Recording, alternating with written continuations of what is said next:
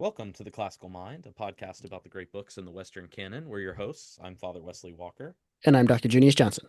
And today we are talking about what is at least one of my most favorite reads that we've done in recent memory, Lilith by George MacDonald. Junius, what was your history with the text of Lilith? I think I read Lilith the first time as a senior in high school. Um, it was either then or first year of college or somewhere in that 2 year span. I know that I read George MacDonald's At the Back of the North Wind when I was coming home from my college visit because I had neglected to take a pleasure book with me. I took the Republic and I was flying home on a Sunday and I was not going to read the Republic on a Sunday. So I went to the bookstore on the campus and bought At the Back of the North Wind. I think I had already read Lilith by then. So that was, sometime in 95, 96. I was reading that. And largely reading it because C.S. Lewis is such a big George MacDonald fan. And so that kind of led me to it. And it made an interesting impression on me in the sense that I found as I was thinking about rereading it for this episode that I did not remember very much of it. I don't think I've read it again since that first time. But upon rereading it, I see all sorts of ways in which it shaped my imagination, and my thinking, in some ways, my thinking about fairyland and things like that. So it's one of those books that was kind of influential and then almost became background noise in my brain until this most recent read. Interesting.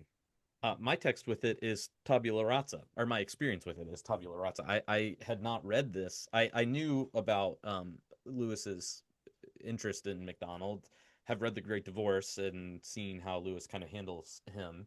Have always had a great respect for George MacDonald. Have read some of his short stories and fairy tales and things like that, but have just never kind of gotten up the mental fortitude to dive into one of his longer works, despite the fact that I own a number of them. Hmm. But I am very, very happy to have read this and really enjoyed it. I like the ones where I feel like I'm reading it for the first time.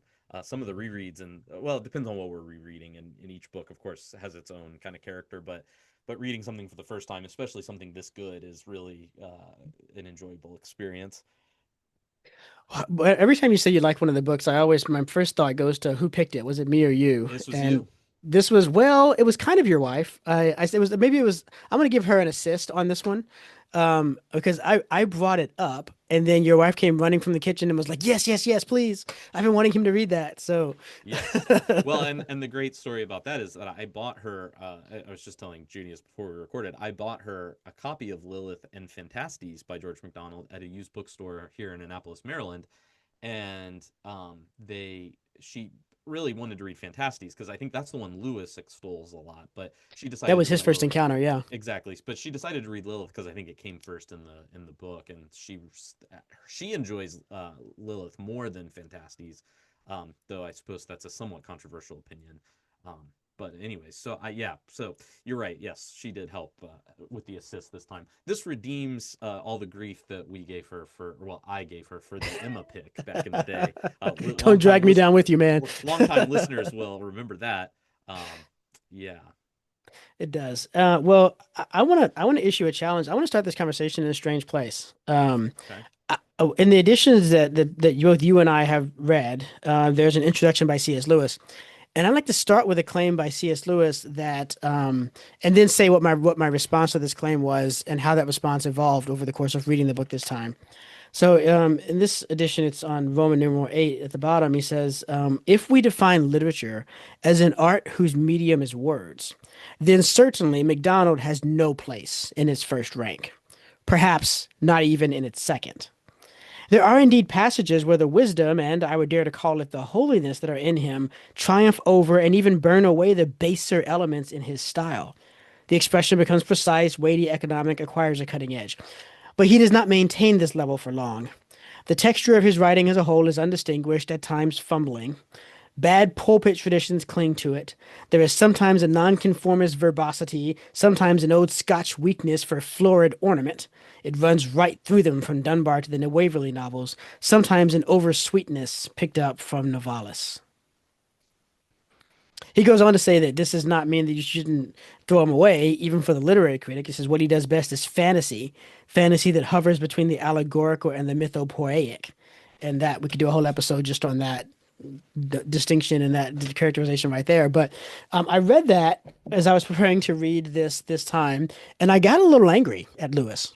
And I was like, listen, snob, I get it. You get your degree from Oxford and you taught at Oxford and Cambridge and all this other sort of thing, and you're a great literary critic, sure. But I think you're letting literary formalism get in the way of seeing clearly. If you're going to say, because he's not even talking about Lilith, he's talking about MacDonald as a whole. This introduction comes from an introduction to the complete works of MacDonald. If you're gonna miss the glory of these texts because you're so focused on these literary quibbles, then I got a real problem with that, bud, Jack. Well, then as I was reading along, and this was entirely unexpected, I found that I came to agree with him. There is, in my opinion, a lot wrong with this book from a literary standpoint. And I'll just name one thing that struck me so hilarious. I actually read like a page out to my wife to illustrate it.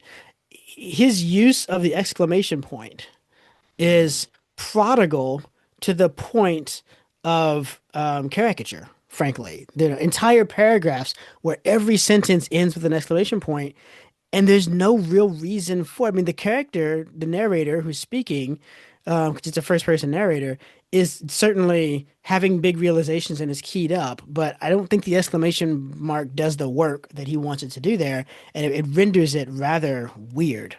Um, Now, having said that, on the heels of Father Wesley saying that it's his favorite book that we've read in recent years, I want to say that I still recent think it's. episodes, not years, just recent episodes. I think you said favorite book of the decade. I think I'm getting that right.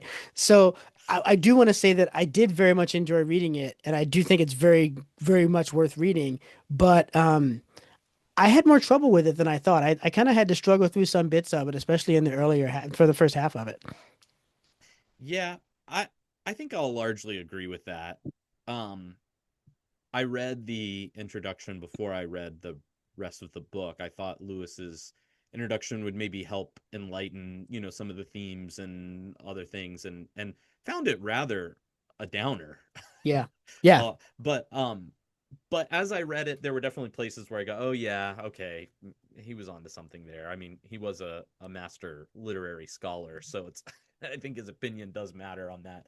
But like any good scholar, I think what Lewis is doing there is giving us an honest assessment of what we're dealing with, and it doesn't mean that he's not worth reading. There's much about Lilith that can be commended, but there are definitely parts where I was like, just the writing is not Yeah. great, and Yeah. and I would have liked maybe more vivid, specific descriptions of things, Mm. um, more direct commentary on the action.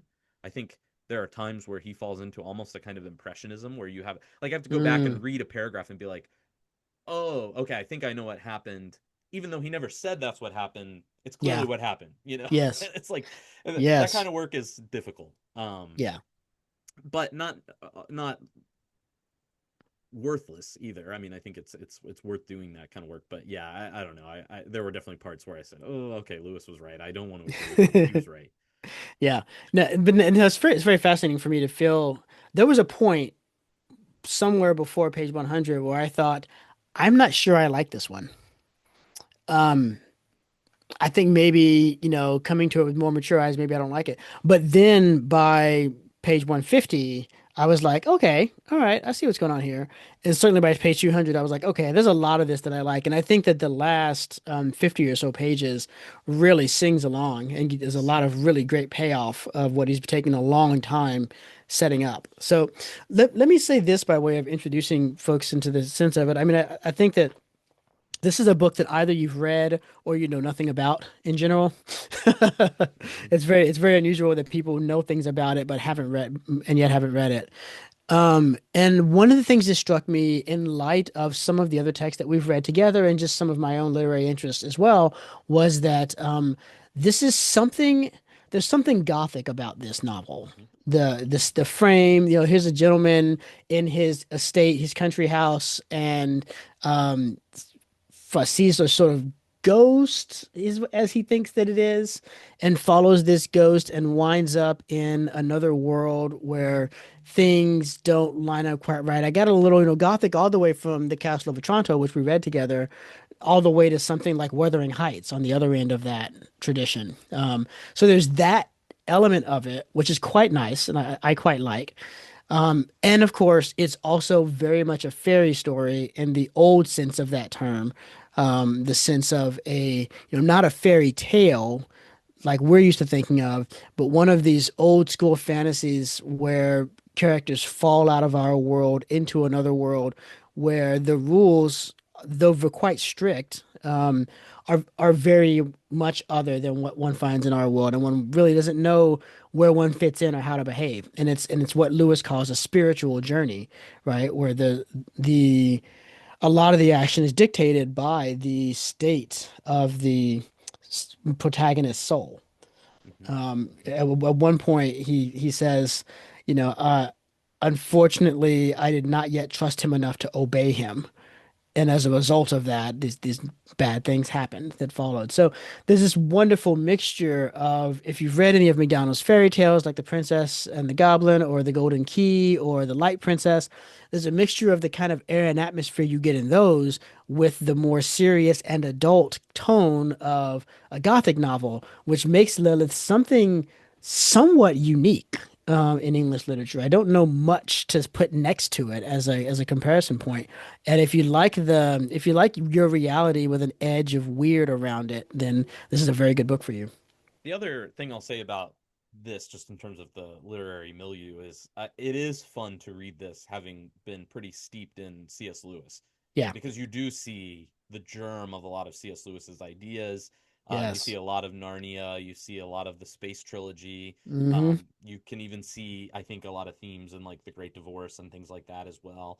And so, yeah, I thought that was kind of a fun thing just to keep in mind that this guy has really influenced Lewis, and just like how when we read the Castle of Otranto, you can see reverberations of that in later stories. I felt that very much the same way about Lilith. Yeah. Um, Thinking about where we just started the Magician's Nephew with our youngest, and the Wood Between the Worlds, and this passing back and forth. It was like, oh, this is deja vu in a way, Mm. with MacDonald, and so yeah, I thought that was really interesting. We could have a very interesting conversation about Narnia parallels or the seeds of Narnia in this text, which would Lilith herself would be a major part of that conversation. I don't want to get distracted on that, but I do want to mention one that really stood out to me that I hadn't noticed before, which is that when the character of Lilith shows up in the story for the first time, her behavior reminded me very much of Jadis, the White Witch, Hmm. specifically as she's encountered in Charn and the Magician's Nephew, not so less so as in Lion, the Witch, and the Wardrobe. But then I subsequently remember that Mr. Beaver says that she's descended from Lilith. Yeah. And so, that's obviously intentional on Lewis's part. He's not only taken inspiration from this character, but he's even given his character a genealogical connection to this character. I thought that So was very now when cool. you read Lewis, you can think that all of George MacDonald's works are part of his expanded universe. That's right. That's right. They're all connected. Who needs the Marvel verse when you have this? Well, don't forget that Lewis mentions Numenor in Narnia as well, and That's true. so that connects the Narnia to the Lord of the Rings expanded universe. He was doing this before it was cool. That's right. Uh, I love it. I love it. So, Junius, what would be some high points in the text that we should maybe discuss as we kind of go through this book? I would, so we talked a little bit about the Gothic influence, and there's a kind of dreamlike quality to it. At one point, that becomes quite literal as the main character is dreaming and waking and wondering if he's fully awake and discovering that he's still dreaming, and all these other sorts of things. But there's more to it than that. There really is there's, the otherworldliness as he literally goes back and forth between our world and another world. It's just got a numinous character about it. It's got something shadowy and hard to grasp, but there's a real sense that, well, it actually this goes in quite well with, we spoke last month about medieval exegesis and the literal and the allegorical and that sort of a thing. There's obviously a significant allegorical level running through this text, but it's a bit like that blended allegory that you get after the Middle Ages, where um, you you start to the literal level and the allegorical level collapse into one another in such a way that what's allegorically being told is also literally true in a way that's you don't have to the allegory isn't that allos, I guess I would say, right? It's not really that other. And so that creates an air. Lewis called it holiness about this text. I would not use that word precisely, but there's an air of maybe just spirituality, non not in a religious sense of, oh, I like to go to the forest and listen to the trees, but in the sense of the supernatural, a higher and deeper world permeating everything and bleeding through everything. Yeah, I think that's a real strength of fantasy literature like this, is that you can kind of create this world that is other, but that it plays kind of on a similar redemptive arc as our world. And Mm, so it's not as maybe counterintuitive initially for people, like when you sit down with a medieval exegesis text and they're reading Christ into some kind of strange places in the Old Testament or something like that. I hmm think the modern reader says that's really weird, but I haven't met a lot of people who think that Aslan, for example, is like it's like totally bizarre that he's a Christ figure. Yeah. And so it kind of frees the author up, I think, to do some, like you said, to do something very similar, but maybe to a more modern person, it's a little less bizarre. Um, and so perhaps a helpful way to communicate very much the same message or the same ideas. Yeah. Um, there's one of the things that Star, you mentioned how there's a kind of I forget the words you use exactly, but the episodes that happen earlier in the text, it's they don't necessarily line up very well. You're not exactly sure what's going on. You could wish for more description to tell you to make clearer what's happening and whatnot. And for me, that very much was like Phantastes, where it's hard to see the connections between the different things. And so I was taking it that way at first, like, okay, these little people, these children that he's meeting, they're they don't know where the babies come from and they think they've always been there and whatnot, and I just kind of took that as face value as, yeah, like Yeah. that's the babies do come from nowhere and the children have always been there, and this is just sort of the fairy aspects of it.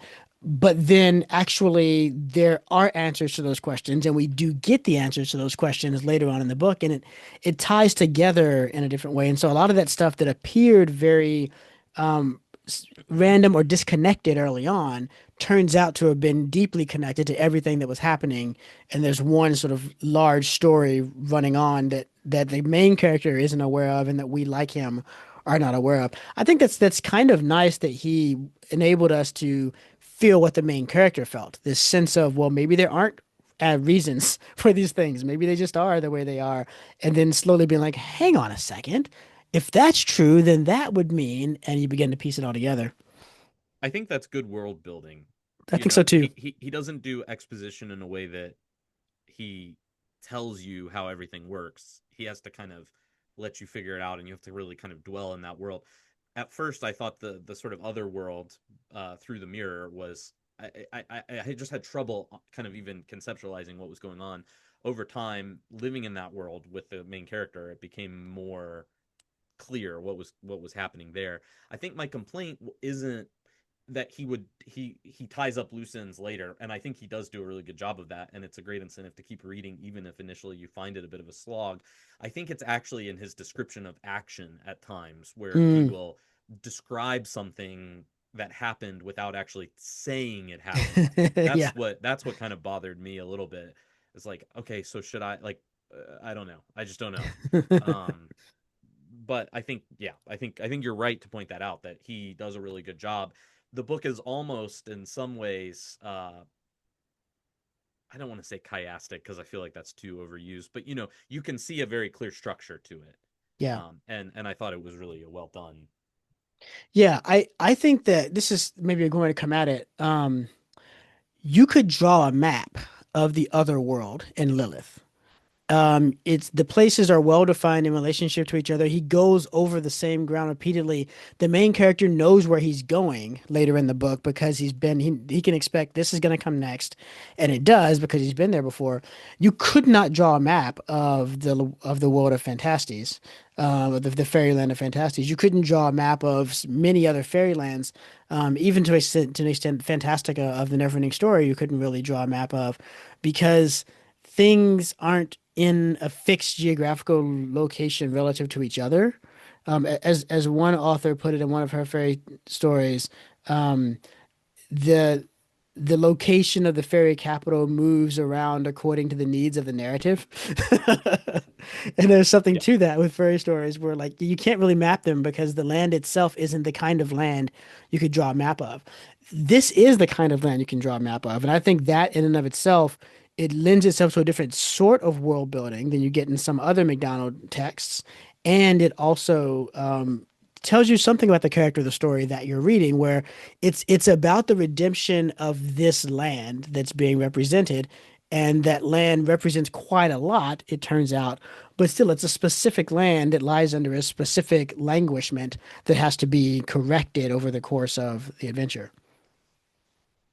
Yeah. Yeah. Absolutely.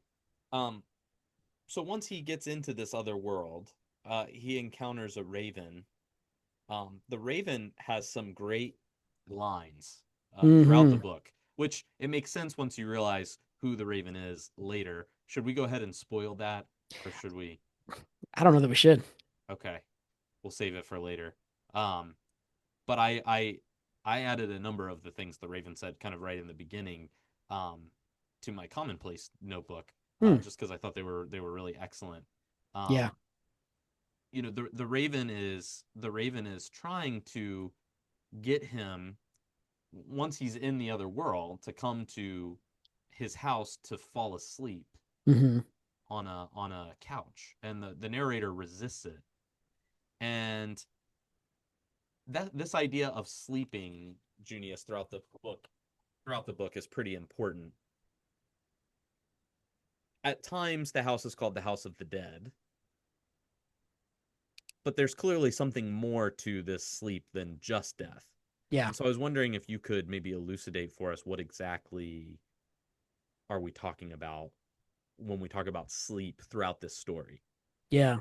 It reminds me most of, well, and the Raven is a he says he's a sexton, which is the person who's in charge of the church grounds in Anglican church, for example, but often is most associated with the cemetery, which is the part of the grounds that sort of get the most regular use as people die and need to be buried there.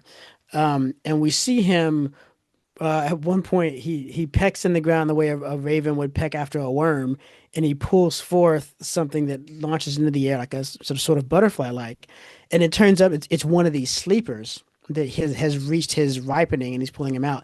I think that's a key image for thinking about what's happening in this house of death, is that this sleep is it's a chrysalis, right? It's a place of transformation.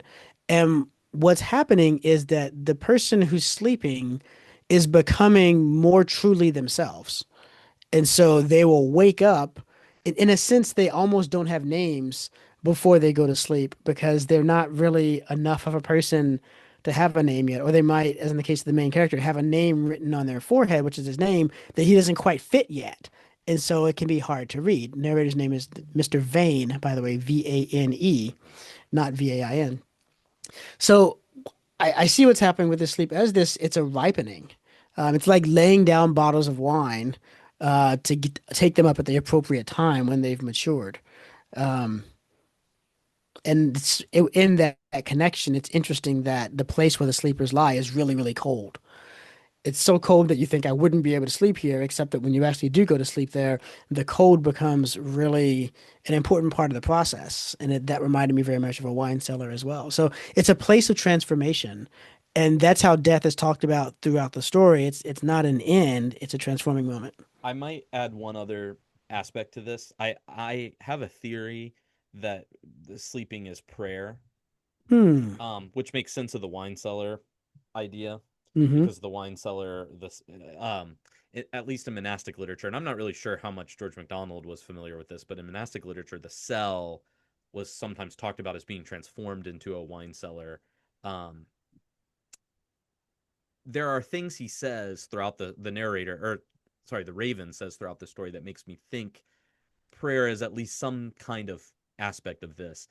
Maybe not in total, but it Hmm. certainly plays a role. So, for example, when the little ones are kind of screwed over by the narrator's actions, uh, his impulse is, "I need to go back and I need to fix everything that I created." And the Raven says, "No, what you need to do is come sleep. Yeah. And the most important thing you can do right now is sleep. That's how you help the little ones." Yeah. And I was just thinking about the nature of prayer, and I was thinking it seems like, because in prayer, right, a good prayer, it's not so much about the specific things that we ask for, though those are important. The real importance of prayer is that it conforms us and shapes us to God's will, because the Hmm. ultimate prayer is not my will but thy will be done, or be it unto me according to thy word. It's that kind of letting go, that kind of submission.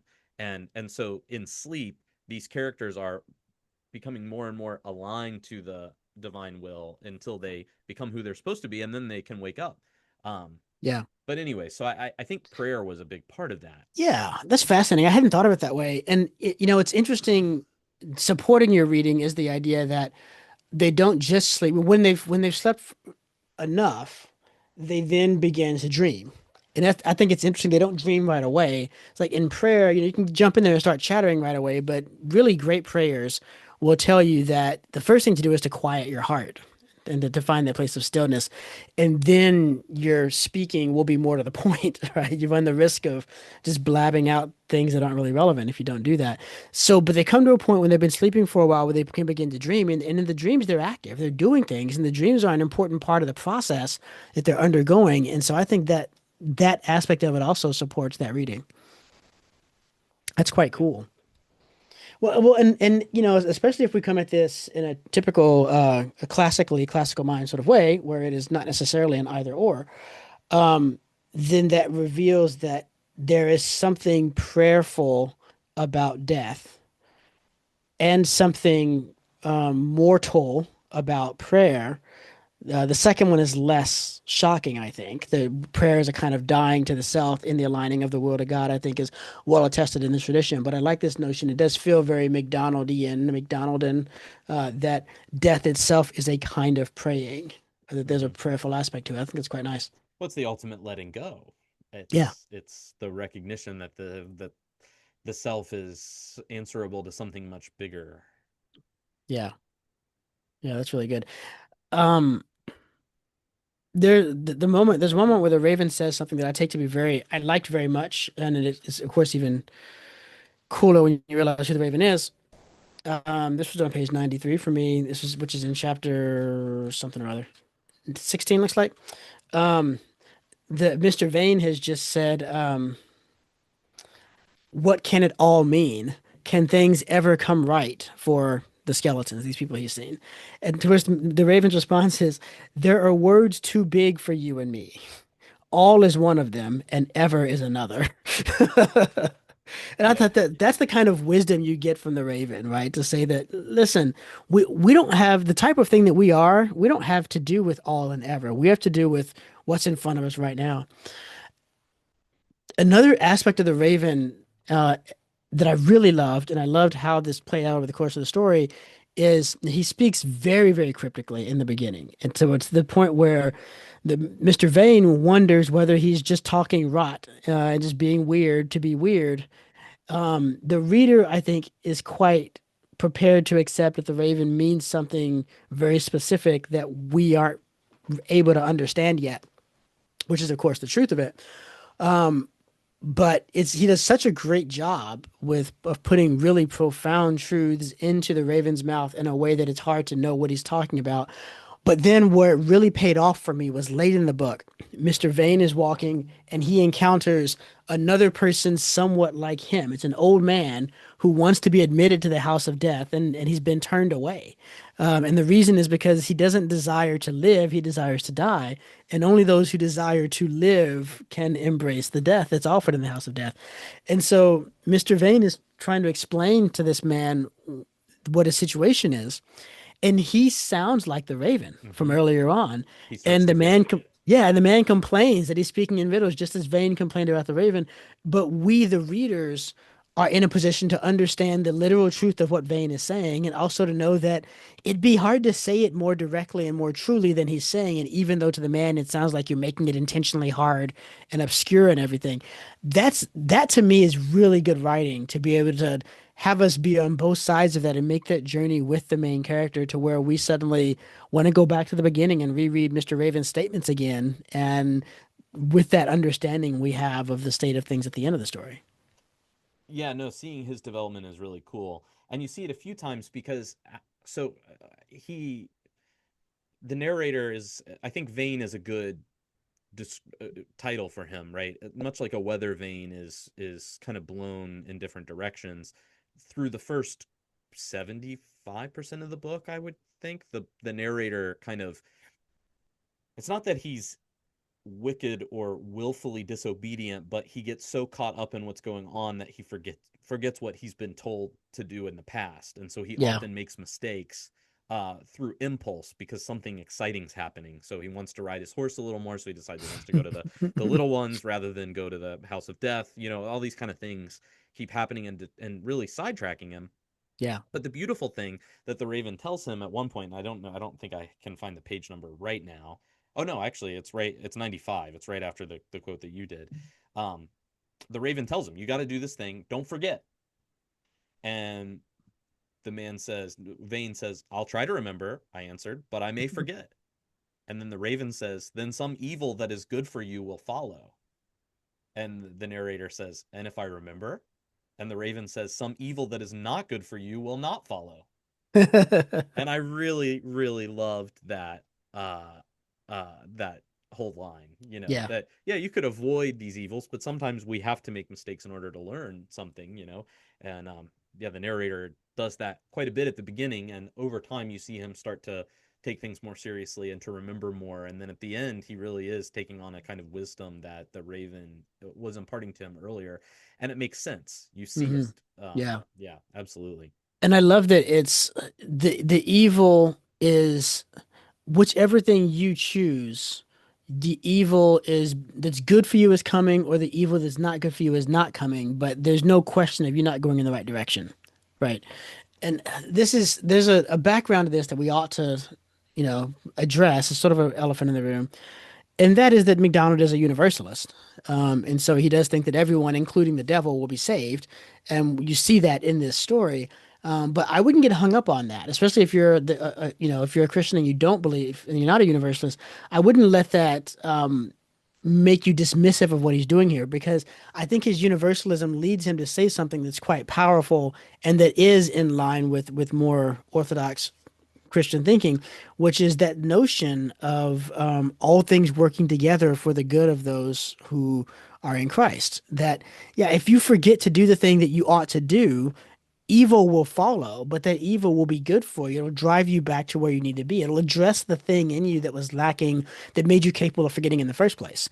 And if you remember, you will avoid an evil that it would be bad for you to experience anyway. And so there's this sense of you can really receive everything that comes with open hands, if you don't mind the expression, because you can trust where they're coming from.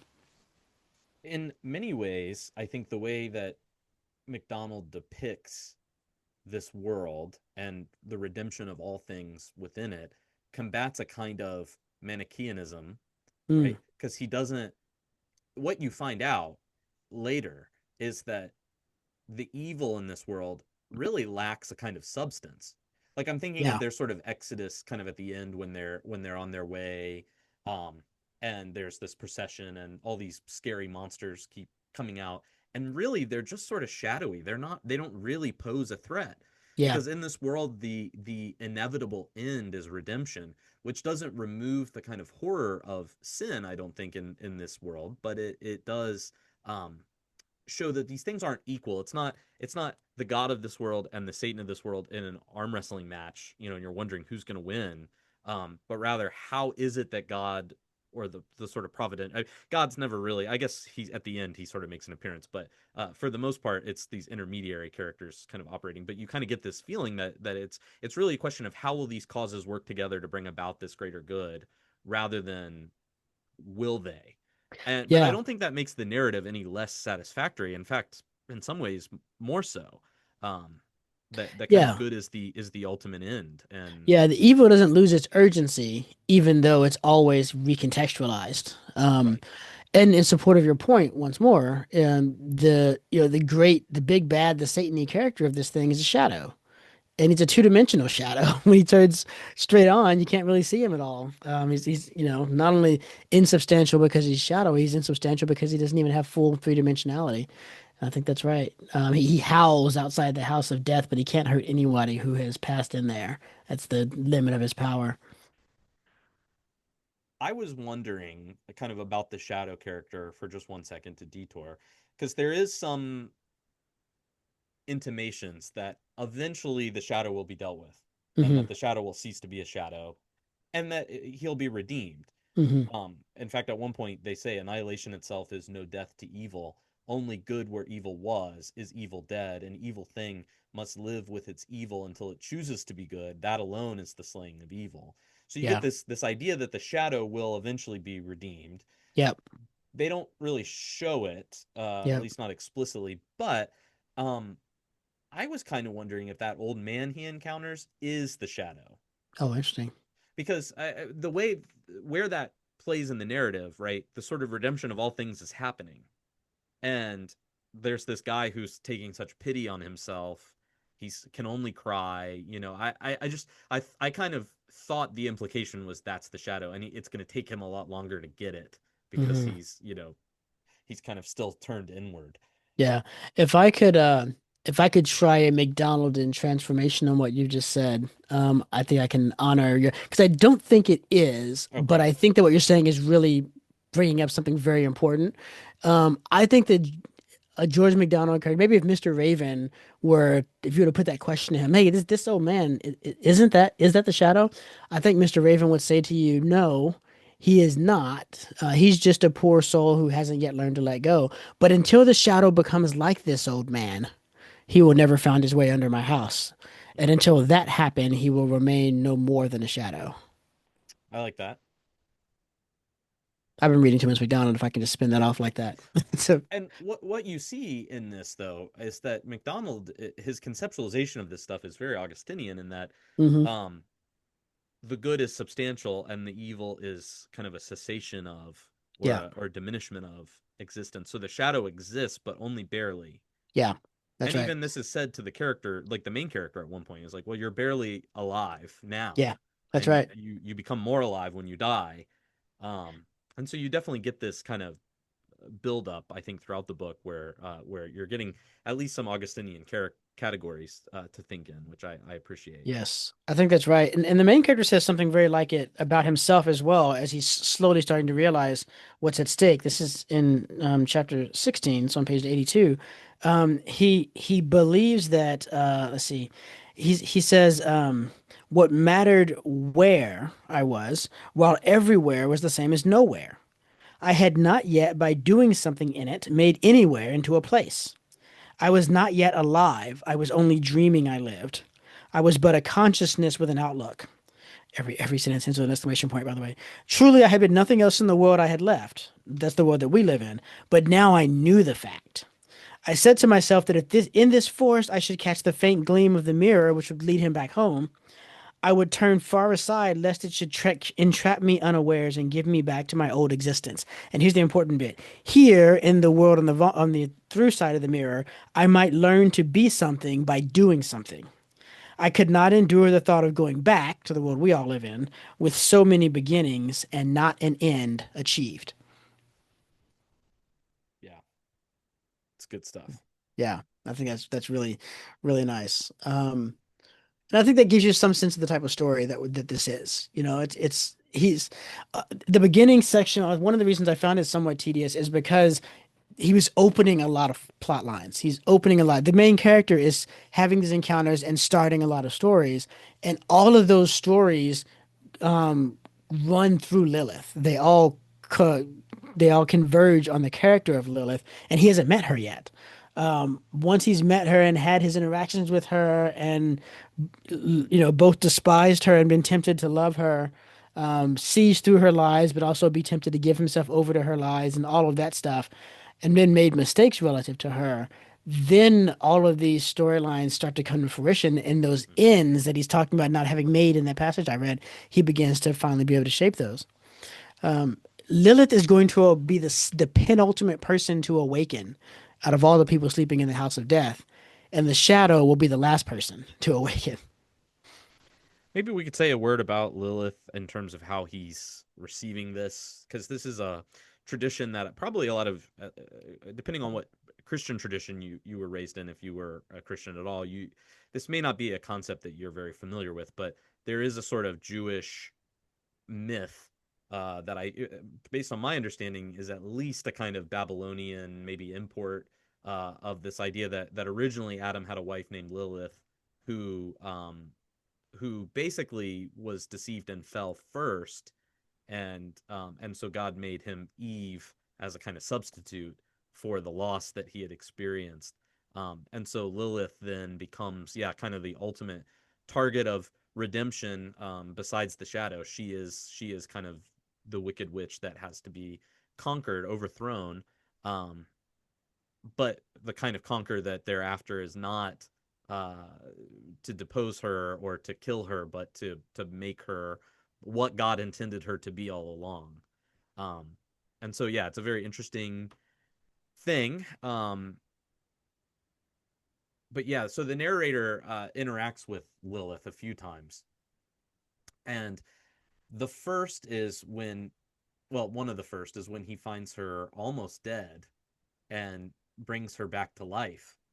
Hmm. Um, but there's kind of he's lonely at the time because he's wandering and he wants companionship, and so he's very vulnerable, and so he thinks for a while that he kind of loves her, and then turns out that he realizes who she is later, and is kind of dispelled of that. But it's interesting because there are, from her, well, I think we should say who the Raven is at this point, because this will make what I'm saying make some sense.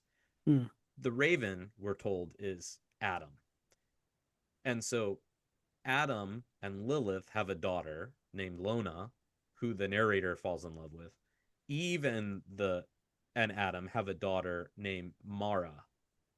And so throughout the story, there are these two leopards, female leopards, one of them being Lilith, and one of them being the leopard of Mara. Though I don't think it's not the same. It's not like Mara transforms into the leopard, though she is a cat woman in a way. Um, so that's an interesting. That almost did ring as sort of a yin and yang, in that there were these two kind of forces battling back and forth, right? The two leopards fighting all the time. Hmm. But I was wondering if you made anything of that, Junius, the kind of leopard imagery, and the fact that there are these dichotomies kind of throughout, where there's an evil version and a good version at war with each other. Yeah. So the Lilith was, I think Lilith probably came about in the Middle Ages among Jewish commentators, as a way of reconciling the two creation accounts in Genesis. It's related to the word Lila for night. And so she's this woman of the night. She comes to be seen of as like a demoness. She's associated with stealing babies in the middle of the night, which is relevant to this text. That's something she gets involved in. She's also associated with wild beasts and sexual wantonness. Okay, so all of that is on one side. So that's the daughter from that's the first wife of Adam, and then Lona is probably related to Hebrew something like the oak tree. Hmm. And so strength, stability. And it could also be related to the notion of, my God is a vow, my God is a strength, that kind of a thing. And so there's a kind of stability there. So you have an image of changeableness and uncertainty, undependableness on the one hand, and an image of strength and security on the other, where Lilith is Lona's mother, and there's this prophecy that Lona will be the undoing of Lilith, and Lilith thinks that as long as Lona lives, she's going to be sucking up Lilith's life, and this whole sort of thing. So I think that the duality there, it's it's the central dualities of the text seem to me to have two main sources. One is the fact of the two wives, the wanton wife and the wife of promise, the wife who receives the promise in spite of her sin that her seed will crush the serpent's head. So there's the battle between those two different histories almost, the two different directions history could have gone depending on Adam's first or second marriage. And then on the other hand, it's rooted in Lilith herself, who keeps creating these dichotomies and these oppositions internal to herself. And I think that's why she's the spotted leopard, is that, what she is fundamentally is a white leopard, but these spots are there and they're infecting her and they're spreading and consuming her, and she's powerless to do anything about it, right? So I think that the duality is in many ways a foil to help us see Lilith more clearly and also help us see what Lilith needs to be striving towards. And this happens at one point towards the end, once they actually capture her and they're working on her to bring about this change in who she is. She's given a mirror and she can see herself twice. One is how she is, which is this kind of spotted, person. And the other is who she should be, who God made her to be. And so there's a great disparity there. And so the goal is to get her kind of into the where she needs to be. Yeah, yeah, I think that's right. And that whole process is overseen by Mara, whose name means bitter. Yes. Um, but she's a really fascinating character because, like the evil that would come that would be good for you, she's the bitterness that leads unto repentance. And I think that's really fascinating. She's the daughter of Adam and Eve, and so the first man and the first woman who have sinned then have this daughter who is bitterness. Makes sense. The sinning parents give birth to bitterness, but that bitterness then becomes plays a very important role in bringing people home and bringing them to where they can enter into the house of death and sleep. So the house of Adam and Eve is the house of death, but it's a death that is preparation for life, not a death that is an ultimate rejection of life. Yes. It's Yes. all very symbolically rich. Very. The little ones. Mm. So the narrator finds these little ones in the woods. He gets towards the beginning gets captured by some dumb giants, and these little children come and help him. Kind of, they feed him. He falls in love with them. He thinks they're the best things ever. Wants to protect them and take care of them. Um, what do you think, what is the juxtaposition between those two? Because the giants and the children are kind of at war with each other as well, so there's another sort of Hmm. duality there. But what Yeah. is MacDonald conveying with that? And more information we need to have on the table with that is that the giants come from the little ones, right? When the little That's ones right. grow up, they turn into dumb giants, and they don't generally grow up. It's only the ones that are bad in some way, that look at the world wrong, desire the wrong things. Those are the ones who grow up, and when they grow up, they become the dumb giant. Dumb giants can't even see the little ones and don't even know they exist. They only come to be aware of their existence through the actions of Mr. Vane. But the little ones hide from them really well. But even when they don't hide from them, the giants just largely can't see them. And so I think that is really fascinating. And Mr. Raven says that Mr. Vane ought to have helped the little ones to gain dominance over the giants and put them to some servile work that would have actually made them set them on a path for their own good. That these dumb giants who enslave Mr. Vane and make him do meaningless work for them, if they would be made to do work by the children, then they would actually be improved by that work, and that's what ought to have happened. So I don't know. Let's think about that. I mean, the thing that strikes me most quickly, most immediately about this is that you do have a juxtaposition of innocence and a kind of unprofitable experience. Mm, Um, Growing up for growing up's sake, losing childlikeness. That the little ones are childlike and the giants are not childlike, but therefore very childish. Um, and so they are two sides of the same coin, but in such a way that the giants are the monstrous form of it. They're what can happen when a little one loses focus on what's most important. mm, And I think in terms of the story, he says a couple of times he connects children with wonder. And it's that notion of wonder. The giants stop caring about wonder. They start wanting to possess, and they start liking the wrong sorts of fruits, and then the world becomes very flat and dull to them. So I think there should be a McDonald probably intends a good deal of conviction to be felt by the reader when they're reading about the giants and thinking, "Oh, become like one of them."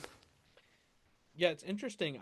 One kind of curious part of the book, unless I missed it, is there's not really a reversal of that occurs explicitly. Yeah, Um, that you do get you get one depiction of a child actually becoming a giant, but you don't get a lot of the giants coming back as little children either. yeah. I don't think Though we ever saw any reversal. I think you're right. I suppose it's implied in the sort of moral trajectory of the universe in which this is happening that they would be, but yeah, it's interesting that you don't see that. It's much easier to go from one to the other, sort of unidirectionally, um, which made me think that there was something going on there in terms of like the little ones are a sort of community of the redeemed.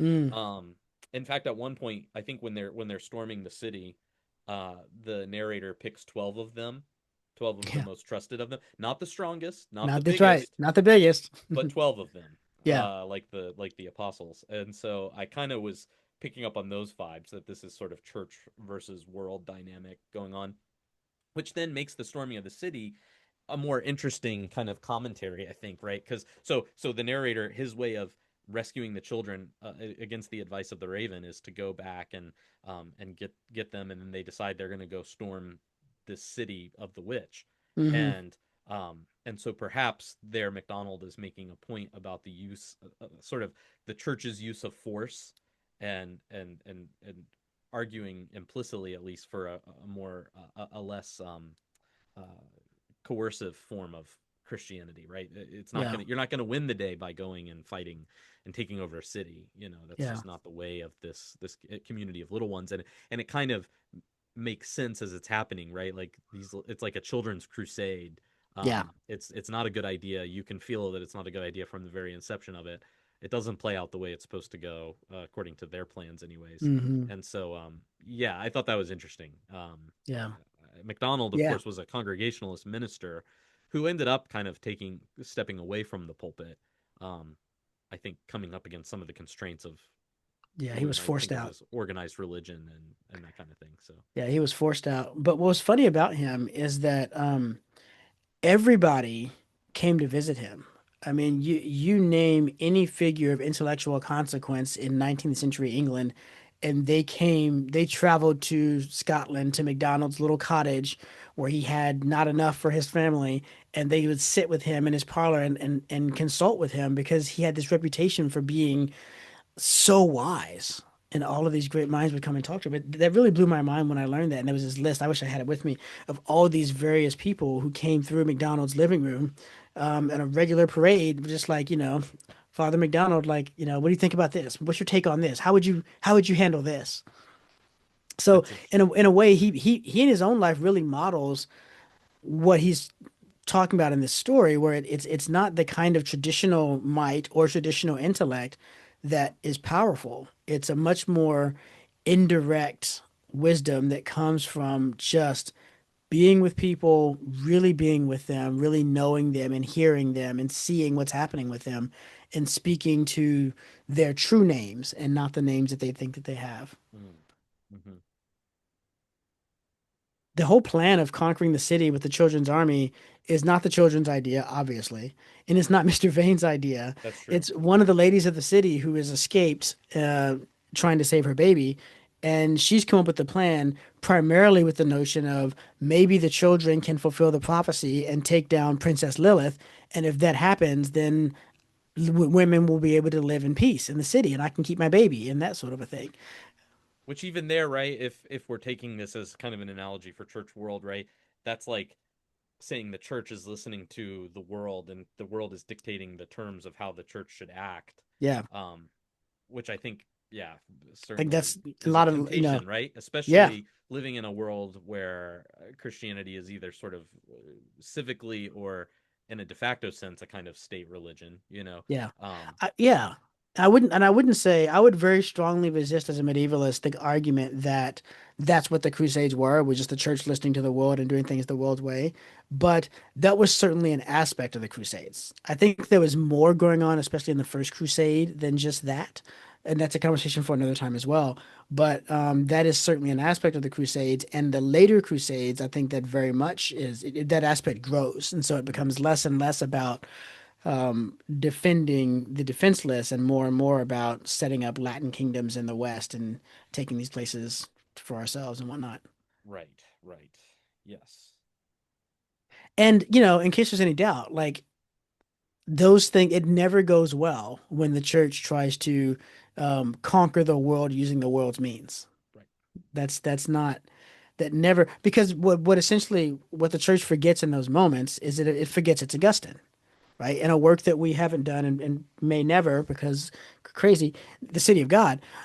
Augustine points out that every citizen of the city of God, every human citizen of the city of God, is also a citizen of the city of man. Um, and so, when the church, which is the living members of the city of God, tries to conquer the world and the city of man using the city of man's means, it's just not the city of God. It just is the city of man. Right. It's a replication. Yeah. Yeah, it's never, it just doesn't work that way. And you can feel that, right? The plan that they come up with about conquering the city because it might fulfill the prophecy and all that is so forced. Yeah. You know from the very beginning it's not going to work. Yeah. It's just not how it is. The little ones have been fine up to this point, kind of doing the things the way that they were doing them, and um, yeah. So then they feel this need that they really need to exert their autonomy there, and it just, yeah, it doesn't work out for them. Doesn't go well at all. Nope. I was worried. I really wondered how bad, you mentioned the Children's Crusade. That did not end well, Right. historically. And I was wondering how bad this one was going to end because I was getting those same vibes off of it. It's like, I don't know. Call me old-fashioned. I'm okay with that. But if you want to fight a war, I'm thinking don't send children. I just think we can do better for soldiers than the children, right? And Yeah. I mean, maybe it's a crazy idea, but and so I'm watching this thing develop, and I'm thinking, oh my gosh, are these children going to get killed or enslaved, or what's going to happen to these poor children? And thankfully, even though it fails horribly, the damage to the children is fairly minimal. So I was really pleased that McDonald spared us where he could have gone with that, but it was enough to show how bad an idea it was without turning this into a real rank tragedy that there'd be no coming back from, right? Yeah. Because Yeah. it's not. It ends quite well. It And does. and typically of It's a McDonald's, mistake that's not, what is it that he says? It's not it's for their good eventually. yeah, that's right. Typical of I won't say McDonald's novels because he's got a lot of weird novels. I mean, he's got a lot of very realistic historical novels that I don't really recommend anyone read. But the two novels, Phantastes and Lilith, which are often bundled together, as Father Wesley has already said, they are companion pieces, and it's typical of them that where this book ends is back in our world, with Mr. Vane having taken lessons from that other world and brought them back to this world. And I think that is absolutely essential to their nature as spiritual journeys. The whole point is changing who the protagonist is, so the protagonist can then become an outpost in our world of the fairy realm that he's been traveling through, a place where fairy breaks into our world and into the lives of people around it. And in that, he models the authentic relationship of the church to the world, Yes. which is we ought to be an outpost of the fairy in the world. And we meet the world's logic with fairy logic, which it can understand, but which it also finds irresistible. Yep. Yep. There's a kind of I think what MacDonald captures really well here, and I think Lewis does the same in a lot of his work. Maybe Tolkien too, to a lesser degree. There's a kind of longing Hmm. in the human spirit that everything's going to work out okay, Yeah, and our kind of life in the world often catechizes us that it won't. yeah, And what I think Lewis and MacDonald dare us to do is to believe that what we hope for and what we dream for is more real than those hmm, experiences in the world that maybe have catechized us otherwise, or that we should reinterpret those experiences kind of in light of that longing or that hope that we have. yeah, And so the way this book ends certainly does that, I think. It yeah, challenges us to think braver than we normally do. yeah. And underlying that is a sense of analogy, of continuity between this world and the next, right? So in the chapter on the journey home, chapter is that 45, um, page 243, it says, every growing thing showed me by its shape and color its indwelling idea, the informing thought, that is, which was its being and sent it out. And then he's skipping a sentence. He says, the microcosm and the macrocosm were at length, it says atoned, but it's the second time he's used the word atoned in the story, and both times he uses it with the sense of at one meant, the etymological sense of it. So the microcosm, man, and the macrocosm, the world, were at length in harmony. And that notion of at one meant, English language scholars trace back to Julian of Norwich. Mm-hmm. And all shall be well, and all shall be well, and all manner of things shall be well. Right. To be aware of a thing was to know its life at once and mine, to know whence we came and where we were at home, was to know that we are all what we are because another is what he is. Mm-hmm. And that harmonization of the new creation with the creation he's always known, and that what strikes him most in looking on that new creation is the continuity with the creation he's always known, which is familiar to readers of Narnia and the Last Battle. Aslan's country turns out to look like Narnia and England and every other place that people come from. That's a real tangible expression of this thing that you're describing. Yeah, yeah. I noted that Julian of Norwich kind of extrapolation, and I found that delightful.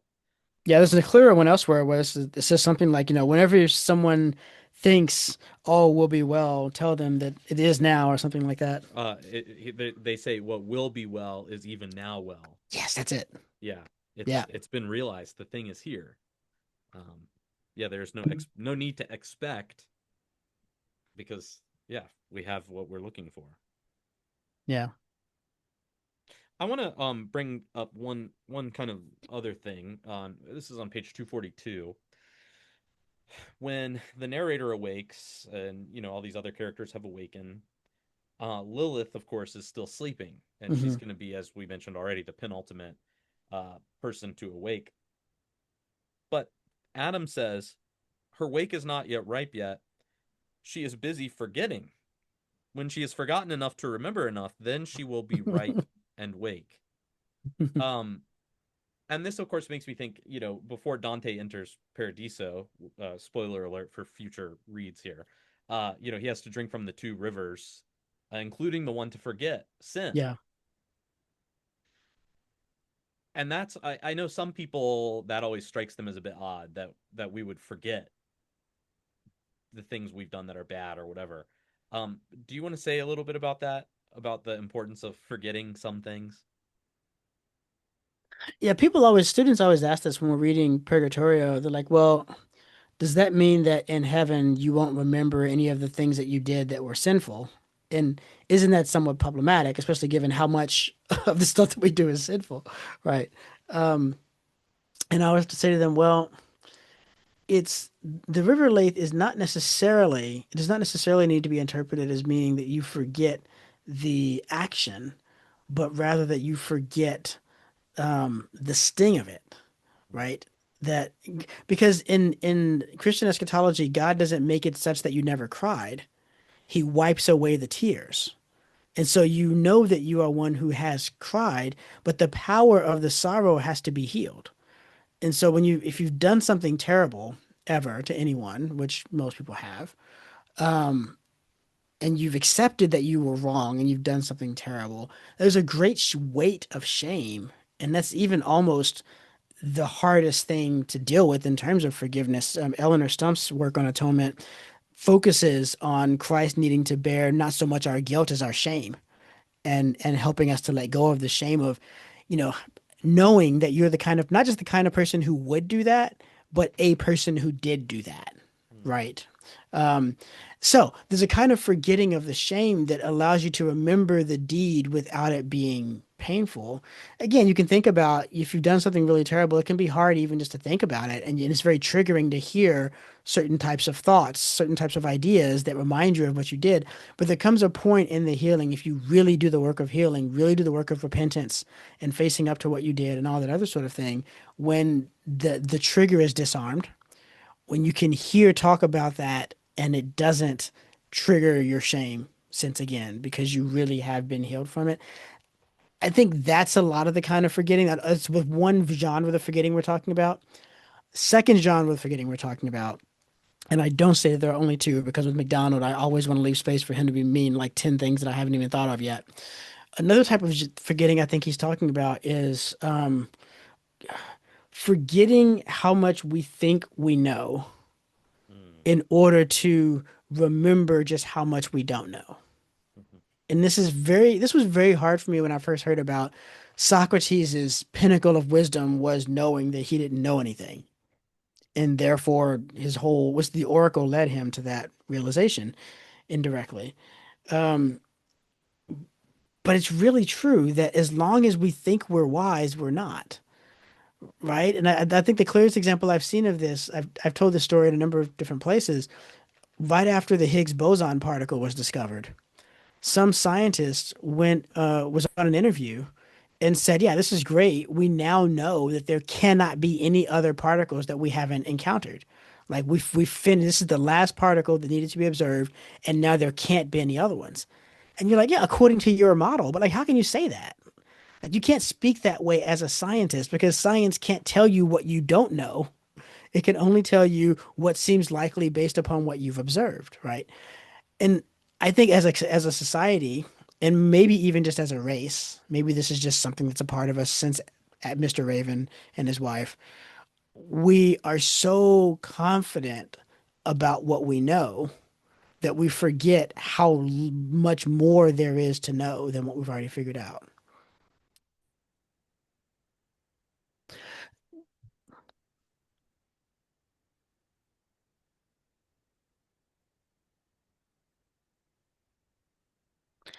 Right. There's a kind of we're so confident about what we know that we it's funny knowing too much of in a certain mode becomes a kind of forgetting when that knowledge begins to obscure other knowledge. So just like the story of the physicist with the Higgs boson, he says, well, now that we've discovered the Higgs boson, we know there can't be any other particles. We've gained so much knowledge of the subatomic level of reality that that knowledge begins to obscure how much more there is to know about the subatomic level of reality. Or again, when you think about the globe, we've been so many places and we've done so many things, and it's such a traveled and interconnected world. We know so much about the world that it obscures how much of the globe man has never set foot on, that we don't actually have knowledge of. And that's what I was made to think of when I was reading about this forgetting and forgetting enough to start remembering, right? If we forget enough of the kind of knowledge that obscures, then we're freed up to have the knowledge of the larger whole that all of that first knowledge that we were forgetting was just a tiny little piece of. Yeah. Yeah. There's a kind of forgetting, it feels like that I think you're getting at this, but it can kind of it is healing. And that's what he's Mm, talking about here. It's not a yeah, forgetfulness. It's not even, I don't think, to say that those things didn't happen or that they don't have some sort of effect on the shape of the person, but that the harmfulness of them is undone. And that's yeah, what we're trying to get with these figures in the book. yeah. I think that's right. And that's what Dante's on about. The point of a river of forgetfulness passing into heaven is the healing of the nations, not the it's not about sweeping under the rug things that happen because they're unseemly. It's about bringing true healing to the person so that they are freed up for blessedness. Yes. Yes.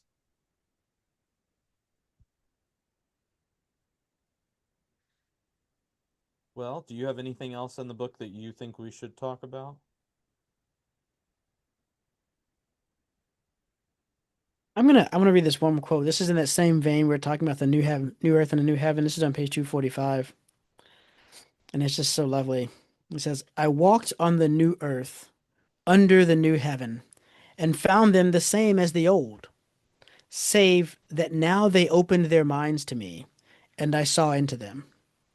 Now the soul of everything I met came out to greet me and make friends with me, telling me we came from the same and meant the same. I was going to him, they said, with whom they always were, and whom they always meant. They were, they said, lightnings that took shape as they flashed from him to his." Hmm. I mean, if you like your C.S. Lewis, you're gonna. This is where it comes from, man. It's all right there. But just the subtleties of not from him to us, not from him to you, but from him to his. Going to the possessive pronoun there at the end, which allows you to continue using a pronoun that refers to the one who's the source of all things. It's very clever. It's very very rich, intellectually rich, and well done. And I think that's why someone like Lewis can say, in spite of the literary faults, it's this is my master, Hmm. right? And he's wise and he's worth sitting and listening to because he is. It's so good. Yeah, I agree. I agree. One thing I thought maybe I could do is just read a section. I'll kind of skip some lines here and there, but basically when they bring Lilith to Mara for her Mm, transformation, yes. I there's some, I think, really profound anthropological statements that are made there that I really are worth meditating on, or at least putting out there and Yeah. letting people sit with them. So there's a back and forth, right? Mara has to kind of argue Lilith into, you know, conforming to the good or submitting to the good. And um, so Mara, well, basically Lilith resists. She says, I will not. I will be myself and not another. And Mara says, Alas, you are another now, not yourself. Will you not be your real self? And Lilith says, I will be what I mean myself now. Mhm. And Mara says, If you were restored, would you not make what amends you could for the misery you have caused? Lilith says, I would do after my nature. And Mara says, You do not know it. Your nature is good, and you do evil. And then she says, You will do as the shadow overshadowing yourself inclines you. On the next page, Lilith says, I am content to be myself, what I should be. What I choose to seem to myself makes me what I am. My own thought makes me me. My own Hmm. thought of myself is me. Another shall not make me. And Mara says, But another has made you and can compel you to see what you have made yourself. You will not be able much longer to look to yourself anything but what he sees you.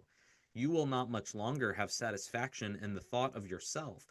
At this moment, you are aware of the coming change. And of course, Lilith says basically, You can't compel me. And Mara says such a compulsion would be without value. But there is a light that goes deeper than the will, a light that lights up the darkness behind it. That light can change your will, can make it truly yours and not another's, not the shadows. Into the created can pour itself the creating will and so redeem it. To which Lilith is offended. That light shall not enter me. I hate it. Begone, slave. And Mara says, I am no slave, for I love that light, and will be with the deeper will which created mine. There is no slave but the creature that wills against its creator. Who is a slave but her who cries, I am free, yet cannot cease to exist? I just thought that was some brilliant, So good. So good. maybe my favorite part in the book. And what Um, Lilith is saying sounds so contemporary, it right? I mean, I, does. I have my It's truth, and prophetic. I my truth is whatever I make it to be, and I can make myself. And you're like, yeah, that's the dream. We've been dreaming that dream ever since Mr. Raven was in Eden, and it doesn't become more true no matter how many times we say it. And at its base, there's a kind of idolatry there, right? Because it Yeah. assumes that God is another sort of will among wills, that Hmm. he's in competition with us. So it's either what I want or what God wants, and it has to be a stark dichotomy. But God's not another creation, he's not another creature. He doesn't, you and I are finite. And so what I want might interfere with what you want sometimes. And we have to kind Hmm. of figure out how we're going to proceed either through compromise or conflict. But God doesn't work that way. Yeah. He doesn't trade off with creation. And so Lilith has a kind of idolatrous view of God in that, he's something to compete against. Yeah. And he can't be. She doesn't realize he's already the ground of her being. He's already there. The fact that she exists at all is due to him, and that existence itself is a gift. Yeah. It's not something that we make ourselves. Um, God gives it to us. Yeah.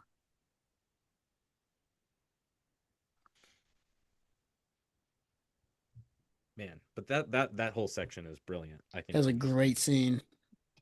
And there's a great air, the way that he sets it up with there's this expectation and this waiting and this thing slithers out of the fire and all this stuff. It's just, yeah, wonderful. Now, what's interesting, there's an aspect of the book kind of towards this end, right? So Lilith does eventually submit, and they say, okay, you have to open your hand because she's had this Hmm. problem with her hand being clenched the whole time. It's almost like a paw, they say, um, and she can't do it. Yeah. And at first she says, "Well, I can't do it," and you kind of wonder, does she really mean it or not? But over time, it becomes clear she really can't. And they say, well, it'll take a lot of pain, but you have to keep trying and keep trying. And then eventually she says, well, there's this sword that cuts to the marrow, and you need to cut my hand off. And so they do, and it's burying that hand that causes the waters to kind of renew the creation and all that. But I thought that was interesting. Hmm. Of course, it resonates with what Jesus says that if your right hand causes you to sin, cut it off. Um, at the same time, I was sort of cheering for her to be able to open her hand. Hmm. What did you think is there a significance to the fact that they have to just cut it off instead of her opening it? Yeah, for sure. It's funny. This is the one aspect of the book that I remembered through all the years was her not being able to open her hand. Um, I I think it's a really important lesson for us to learn here that we can we can get ourselves into messes that we can't get ourselves out of. Right? And I mean, every addict knows this. You can make yourself addicted to something. You can freely enter into addiction. But just because you can start anytime you want to doesn't mean you can stop anytime you want to. And that's what all sin is like. It's this thing that we've worn these grooves in our soul, and now we're not able to climb out of them and without help, right? And I think that, yeah, I was rooting for her to be able to open her hand too, and my memory of it had been that she had to sleep until she forgot enough to open her hand, not that they cut it off. So that surprised me a bit. But at the end of the day, I do like it. There is this sense of, on the one hand, yeah, she's too weak, and maybe she'll never be strong enough to cut it off, especially since she can't actually fall asleep until she opens her hand. Um, but also the sense that this is an extreme instance of spiritual healing that we're seeing here. Mara's applying the harshest bitterness she has because Lilith won't take anything less, and it has to end in surgery, spiritual surgery, and I think that's really profound too. And he's looking at my own stubborn heart. Sometimes it takes spiritual surgery to cut out the evil that's there. So while I was with you rooting for her to be able to do it for herself, I think it was the right choice in the end that she couldn't. And it should be said, the hand regrows. I think It does, yes, she gets basically as it. soon as it's cut off, it starts regrowing. It grows back. Yeah. So it's not like she's without a hand in heaven, though that is the Yeah, imagery Jesus that's gives right. us. It's better to enter heaven maimed. Um, but she is healed ultimately. Yeah. And presumably she's going back, it's described as it's going back whole and right. Like it wasn't right before. It was like a paw, like the leopard paw, right? And now she's gonna get a proper hand back too. I wish I knew what it was she was clutching. Do you have theories about that? I obviously it's something that doesn't belong to her. Yeah. But they Something never she really had no right to say. take and no right to keep. Yeah, but I don't know what it could be in the context of the story. So I don't know. Yeah. I And maybe it, suppose that's the point that we're not right. supposed to know. I was gonna, yeah, can fill in whatever it is that you're clutching in your hand that you need to let go of, right? Right. Yeah. Right. Which is the exact opposite posture of the sleep, right? The sleep is Yeah. a letting go and she's got to hold on tight. And so there's I think a reversal there. It's in fact maybe the point isn't that she's what she's holding, but that she's holding it at all. Yeah. Um, there seems to be, I mean, to go to sleep, you have to really radically dispossess yourself of Yeah. everything. Yeah. Well, I'm so glad you liked this book. Yes, this was good. This was really good. Um, Listeners, let us know what you think of Lilith if you've read it before, what questions you might have. We do have a chat for those who subscribe to the podcast, and there are some really interesting people in there and lots of good conversation. And so, would love to have you join us for that at some point in the future. Our next book, the February read, is going to be Inferno by Dante. We're going to do the whole Divine Comedy, but we're only going to do one of the um, entries Canticles. per month. And so we'll start with Inferno. Um, Junius, do you have an end note for today? Yeah, it's gonna be pretty obvious, but I think it's also super appropriate. Phantastes. If you read Lilith and you like it, you need to read Phantastes, which I think is MacDonald's masterwork. It does what Lilith does. The things that it does that Lilith is doing, it does better. It is a very different type of tale. It's much more properly a fairyland. It is less directly, it's not built into the Christian mythology of Lilith and that sort of a thing, but it is still a spiritual tale, and it's just a delightful, delightful story with a lot of depth to it and a lot to recommend it. So that's where I would point you. Excellent. I have two songs. Hmm. One is called "Learning How to Die" by John Hmm. Foreman, who's the singer of Switchfoot. If you're familiar with sort of Christian or Christian adjacent culture, um, but that line, "Learning How to Die," is I think at one point said in the book Hmm. towards the end that that's kind of what sleeping is. You have to come and learn how to die or something like that. And so that made me kind of jog my memory of that song, and I went and listened to the whole EP. He released four EPs, for one for each season, and so the learning how to die is in the winter EP. The whole Hmm. EP is really good and worth checking out. But yeah, so learning how to die on the one, and then the other is every thought a thought of you by a Hmm. band called mewithoutYou from one of their albums called "It's All Crazy, It's All False, It's All a Dream, It's All Right," something like that. Um, me Without You was sort of a post-hardcore band from the early 2000s, sort of again Christian adjacent, but they threw a real curveball in that album where they basically did like kind of a folk rock type album, and many of them are many of the songs are parables from scripture or from various the singers kind of into Sufi Islam, and so some stuff from there too. But every thought of a thought of you has this great line where he says, "No need for books when we're with you," which made me think of Mr. Vane, who is not only dwells in this house but has this magnificent library. Yeah. And at the beginning of the book, loves the books more than he loves people. And by the end, he hates to be surrounded by his books because he wants to experience the thing. Yeah. And so, as someone who has a lot of books, as I know you do too, Junius, it's kind of good to be reminded that there's something more important than the books themselves. The books are helpful insofar as they point us to something, but we have to actually pursue that thing in order for them to have any real value. Otherwise, it's just a sort of collection of dry, dusty documents. And so, yeah, um, Yeah. those two songs I think kind of speak to some of those themes. Yeah. Nice. Well, very good. Well, listeners, thank you for tagging along with us through this. We'll see you next month for the Inferno. And in the meantime, keep reading.